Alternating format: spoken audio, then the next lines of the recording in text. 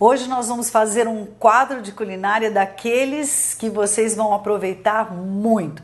Bom, eu com certeza vou, porque vou dizer uma coisa já logo de cara. Eu detesto inhame. Ou seja, vamos aprender aqui a fazer uma receita de inhame com inhame que eu vou adorar. E quem vai ensinar é a nossa super mega triper blast nutricionista, que é a Merlin Ferreira, que é uma queridona, uma chefe de mão cheia, né, Merlin? Obrigada, é prazer estar aqui com você novamente, fazendo então a preparação que eu coloquei no cardápio da minha paciente. Yes. A gente faz essa parceria, né? Não adianta dizer que precisa comer. Qual é a intenção? O pão de beijo, que a gente chama, uma brincadeirinha, né, com o pão sem queijo. Ele vai servir para intolerantes à lactose, ele também não tem glúten e ele vai à base de um tubérculo, que pode ser batata doce, pode ser batata salsa, mas o inhame, ele tem compostos nutricionais fitoestrógenos, que eu quero que ela aprenda a consumir. Então é uma possibilidade de ter fitoestrógenos sem glúten, sem lactose, que é tudo que ela precisa. O que são esses fitoestrógenos, é isso? Compostos nutricionais dos alimentos que auxiliam a produção de hormônios para nós mulheres. Ah, isso muito me interessa. Por isso que a gente está fazendo essa inclusão. E assim, dessa forma, a gente também faz outras tantas, né? Sempre chegando com a ampliação de novos alimentos, novos sabores, novas preparações. Muito legal. Mão na massa? Mão na massa. Qual é o primeiro passo? Primeiro passo. Você precisa do polvilho doce, uma xícara. Precisa de 2 xícaras de polvilho azedo. E do sal de ervas, que a gente vai ensinar a fazer daqui a pouquinho. Nessa preparação, nesse momento, a gente pode colocar também sementes. Mas, no caso de quem tem diverticulite e diverticulose, é melhor evitar. Aí a gente não colocou aqui, tá? Então tem para todos os gostos. E tem também as pessoas que têm alergia, né, a sementes. Algumas sementes, né? E aí a gente, por exemplo, a parte da linhaça, que é uma semente que não é muito bem digerida, se a gente coloca ela inteira. Então a gente tem objetivos específicos para cada paciente, é personalizado. Legal. Por isso que eu vou também na casa das pessoas, porque a gente chama isso de personal diet, porque cada um tem as suas necessidades, né? Então, Legal. quando a intenção e o objetivo é colocar sementes, essa pode ser uma preparação que a gente também coloca. Com sementes, bacana. E aí coloca ela junto com o sal? Aí coloca ela na parte dos alimentos secos, tá? Na quantidade do óleo, do azeite de oliva, que são 1/3 de xícara, tá? Belezinha. Já é o suficiente. Bora lá. Então, a gente vai misturar a parte dos ingredientes secos, que é o polvilho doce. A gente vai colocar, então, a xícara de polvilho doce e as 2 xícaras de polvilho azedo. Com mais o sal de ervas. O sal de ervas fica aqui, tinha 1 colher de sopa. A gente pode colocar um pouquinho menos e depois a gente acerta o sal. Vamos misturar bem todos esses ingredientes secos. Depois da parte dos ingredientes secos bem homogeneamente envolvidos, a gente vai para a parte dos ingredientes úmidos. Aí a gente vai pegar 1,5 xícaras do inhame. Ele tem que estar bem quentinho. Nós esquentamos no micro-ondas porque é assim que você vai fazer em casa, no pré-preparo muitas vezes, né? Já vai ter cozido ele antes, então tem que voltar a esquentar. Se você estiver fazendo na hora que já terminou de cozinhar, você já vai aproveitar, porque aqui já é a água do cozimento, já tira da panela quentinho e vai amassar. A gente vai precisar de 1,5 xícara dele amassado, que a gente cozinhou uma quantidade mais ou menos para isso. O inhame, ele é rico em fitoestrógenos, que é muito bom para a saúde da mulher. Mas ele também tem uma fibra muito importante, fibras solúveis, que para quem precisa cuidar do intestino é uma maravilha. Eu não gostava de inhame quando era criança e a minha mãe me ensinou fazendo vários tipos de preparações que tinham inhame. Principalmente quando eu chegava da escola com muita fome e ela tinha feito uma sopa maravilhosa, sempre gostou de fazer sopa e colocava os quadradinhos dos legumes bem pequenininhos, todos misturados e tinha inhame no meio. Não conseguia separar e ia me adaptando àquele sabor. Hoje eu adoro purê de inhame. O inhame dá para fazer escondidinhos. I love inhame. Inhame, cará. Tem muita gente que chama cará, inhame, a mesma coisa. Mas a gente tem diferença, uma certa diferença no tipo de consistência. Se vocês conseguirem perceber aqui, o inhame ele é bem gosmentinho. E é isso que é a fibra dele, essa gosma, como se fosse um emulsificante, é a fibra do inhame. Aqui mais um pouquinho, porque eu acho que ainda não deu uma xícara e meia que a gente precisa.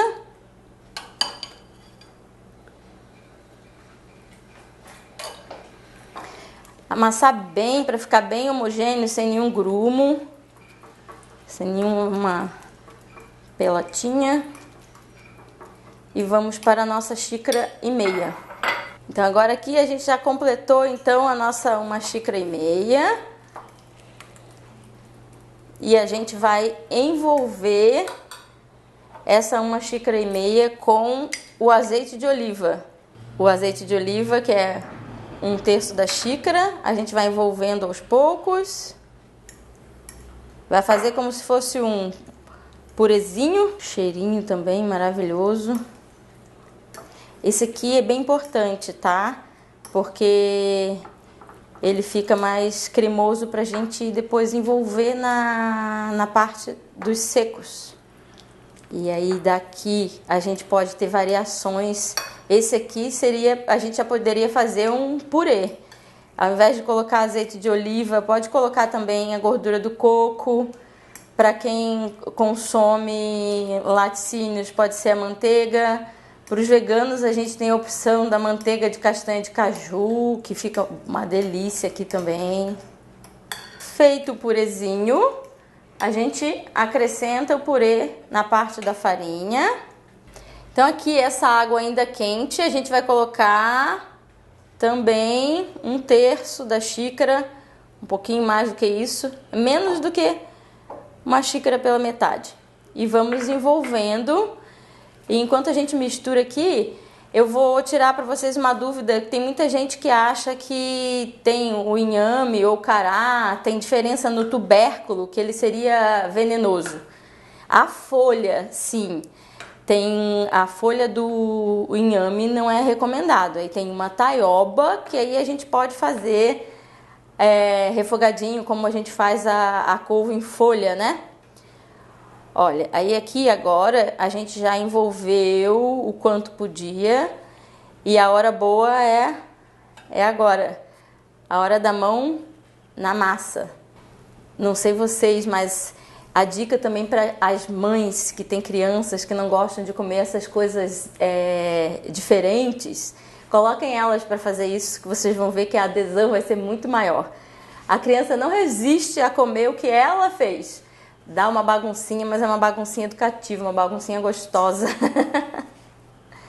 A gente vai mexendo aqui, aí às vezes vem aquela farinha que vai para fora, mas isso é muito bom. Foi assim que eu aprendi a gostar de cozinhar e a gostar de variar os ingredientes. Foi com a avó, uma gaveta cheia. Minha memória de infância é que minha avó tinha uma cômoda daquelas antigas de madeira, com muita receita. A gaveta já era pesada e com as receitas ficava mais pesada ainda. E eu ficava instigando ela: vó, mas por que você não faz essa? Por que você não faz aquela? Sempre queria uma receita diferente daquelas que estavam ali. Olha que delícia de massa homogênea. É a massa de um pão de queijo, né? Só que sem queijo. Aí agora a gente vai fazer as bolinhas. A gente precisa uma forma que nem precisa ser untada, tá? Eu aprendi a ler em casa. Minha mãe era professora e eu sou de uma época que tinha uma lei que amparava quem quisesse ser alfabetizado em casa por uma professora. E a minha mãe quis fazer isso. E ela me ensinava a ler com um quadro negro na sala, enquanto estava preparando a refeição para o almoço. Então isso é uma memória afetiva muito, muito importante que eu tenho. E isso foi fazendo com que eu gostasse das duas coisas, né? De ser professora e de fazer comida. Aqui, ó, temos a massa então homogênea. Se a gente precisar sentir que a massa ficou muito seca, a gente pode fazer o que a gente chama de acertar a massa com um pouco da água do cozimento, que não é o nosso caso aqui. Agora a gente já pode fazer as bolinhas, e o que tem de bom também é que essas bolinhas você vai preparar tudo, e se você não quiser comer tudo na hora, você vai poder deixar congelado. A gente vai fazer também o congelamento. Tamanho também, você pode fazer aquele pão de queijo maior, que fica uma porção, ou pode fazer pão de queijo pequenininho. Pronto, pãezinhos enrolados, a gente vai levar ao forno pré-aquecido e vamos manter ali nos 220 graus por 15, 20 minutinhos. Depende muito da potência do forno, mas essa é a média. Ele vai ficar rachadinho e douradinho.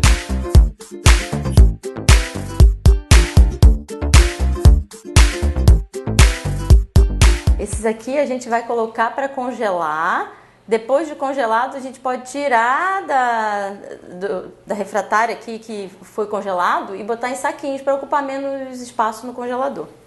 E aí você tem pão de beijo, sem queijo, para a hora que você tiver com vontade de fazer um lanche, tiver com uma fome, bem prático. Bom, gente, depois de tudo isso que a Marilyn falou, agora é hora de saborear os pãezinhos. Ficou no forno cerca de 15 minutinhos, porque o meu forno é mais rapidão, né, Marilyn? Isso, a média é 15 e 20 para quem tem forno menos potente. Esse aqui foi o VaptVupt. VaptVupt. Ai, gente, não é que eu vou experimentar um pão de inhame? Ó, se conseguisse puxar o barulho aqui, ó, crocante, quentinho, como um pão de queijo, né? E aí... Menina do céu! Tchan, tchararã. Vamos lá, vou botar bem pertinho do microfone aqui, ó. Ó. E não é que tá... Olha isso! Não tem gosto de inhame. Marilyn do céu, menina do céu, não tem gosto de inhame. A quantidade do sal, você vai adaptando. O nosso foi o sal de ervas, então ele é muito mais nutritivo. Ele está temperado aqui com a parte de orégano, né? Acaba ficando assim, temperadinho. Posso dar uma nota? À vontade. Gente, é muito mais do que 10. É 1000. É 1000, é uma delícia, porque além de ter essa crocância, ó.